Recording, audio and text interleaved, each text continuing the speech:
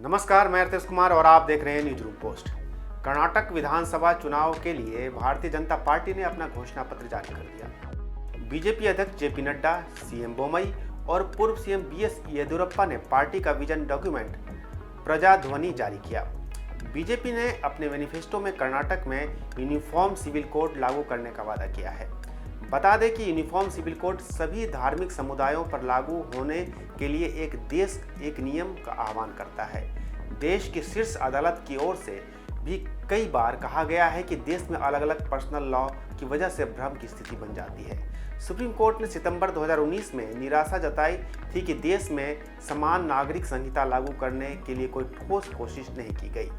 आइए जानने की कोशिश करते हैं कि क्या है सिविल कोड और इसका विरोधी दल आखिर विरोध क्यों करते हैं। बीजेपी ने अपने मैनिफेस्टो में कर्नाटक में यूनिफॉर्म सिविल कोड लागू करने का वादा किया है।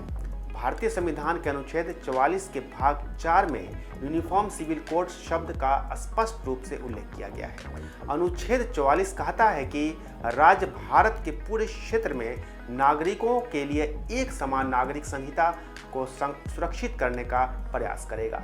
यह यूनिफॉर्म सिविल कोड विवाह, तलाक, रखरखाव, विरासत, गोद लेने और उत्तराधिकार जैसे क्षेत्रों को कवर करते हैं। यह कोड इस बात पर आधारित है कि आधुनिक सभ्यता में धर्म और कानून के बीच कोई संबंध नहीं है। भारत में फिलहाल धर्म के आधार पर इन मसलों पर अलग अलग कानून हैं।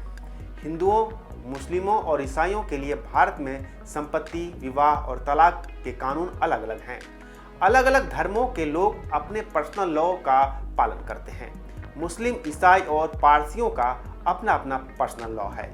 हिंदू सिविल लॉ के तहत हिंदू, सिख, जैन और बौद्ध आते हैं। संविधान के भाग 4 में यूनिफॉर्म सिविल कोड का जिक्र किया गया है। संविधान के भाग 4 में अनुच्छेद 36 से लेकर 51 तक राज्य के नीति निर्देशक तत्व यानी कि directive principle of state policy को शामिल किया गया है। इसी हिस्से में अनुच्छेद 44 में नागरिकों के लिए यूनिफॉर्म सिविल कोड का प्रावधान है। इसमें कहा गया है कि राज्य भारत के समस्त राज्य क्षेत्र में नागरिकों के लिए एक समान सिविल संहिता प्राप्त कराने का प्रयास करेगा। अब सवाल उठता है कि जब संविधान में इसका जिक्र है ही तो आज़ादी के बाद इस पर कोई कानून क्यों नहीं बना। दरअसल संविधान के भाग 3 में देश के हर नागरिक के लिए मूल अधिकार की व्यवस्था की गई है, जिसे लागू करना सरकार के लिए बाध्यकारी है। वहीं संविधान के भाग 4 में जिन नीति निर्देशक तत्वों का जिक्र किया गया है उसे लागू करना सरकार के लिए बाध्यकारी नहीं है। दरअसल इस हिस्से में शामिल प्रावधान लोकतंत्र के आदर्श हैं, जिसे हासिल करने की दिशा में हर सरकार को बढ़ना चाहिए। बाध्यकारी नहीं होने की वजह से ही देश में अब तक यूनिफॉर्म सिविल कोड नहीं बन पाया है। संविधान सभा में इस पर व्यापक बहस हुई थी। कुछ सदस्य इसे मूल अधिकार में रखने के पक्ष में भी थे।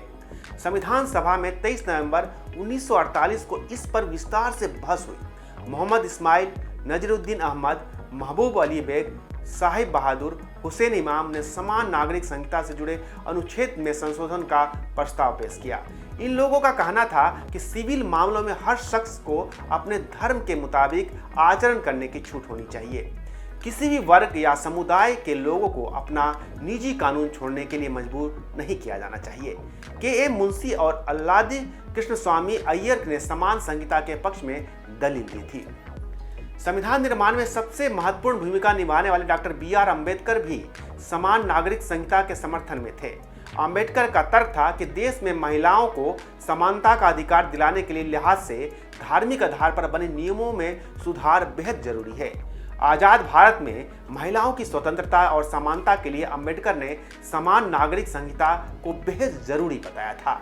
बाद में इसे नीति निर्देशक तत्व के अंदर शामिल कर उस वक्त राज्य को हर कीमत पर लागू करने की संवैधानिक बाध्यता से बचा लिया गया। मुस्लिम नेताओं के भारी विरोध के कारण देश के पहले प्रधानमंत्री जवाहरलाल नेहरू समान नागरिक संहिता पर आगे नहीं बढ़े। हालांकि 1954-55 में भारी विरोध के बावजूद हिंदू कोड बिल लेकर आए। हिंदू विवाह कानून 1955, हिंदू उत्तराधिकार कानून 1956, हिंदू दत्तक ग्रहण और भरण पोषण कानून 1956 और हिंदू आवश्यकता और संरक्षण कानून 1956 लागू हुए। इसमें हिंदू, बौद्ध, जैन और सिख समुदाय के लिए शादी, तलाक, उत्तराधिकार, गोद लेने जैसे नियम संसद में बने कानून से तय होने लगे। लेकिन मुस्लिम, ईसाई और पारसियों को अपने अपने धार्मिक कानून के हिसाब से शादी, तलाक, उत्तराधिकार जैसे मुद्दे को तय करने के लिए छूट बरकरार रही।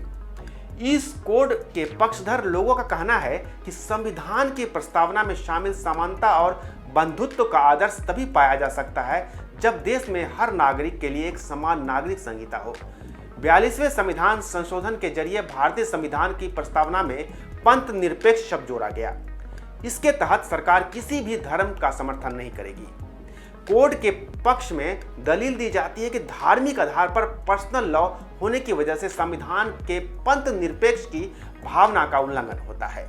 संहिता के हिमायती यह मानते हैं कि हर नागरिक को अनुच्छेद 14 के तहत कानून के समक्ष समानता का अधिकार, अनुच्छेद 15 में धर्म, जाति, लिंग के आधार पर भेदभाव की मनाही और अनुच्छेद 21 के तहत जीवन और निजता के संरक्षण का अधिकार मिला हुआ है।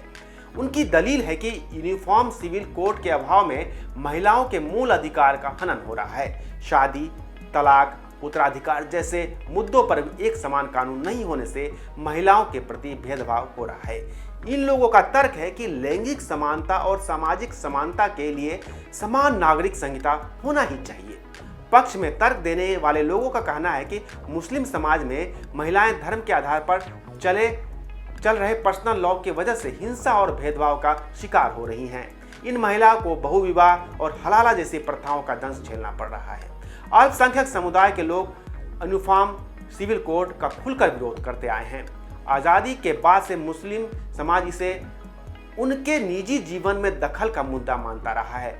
विरोध में तर्क देने वाले लोगों का कहना है कि संविधान के मौलिक अधिकार के तहत अनुच्छेद 25 से 28 के बीच हर शख्स को धार्मिक स्वतंत्रता का अधिकार मिला हुआ है। इसलिए हर धर्म के लोगों पर एक समान पर्सनल लॉ थोपना संविधान के साथ खिलवाड़ करना है।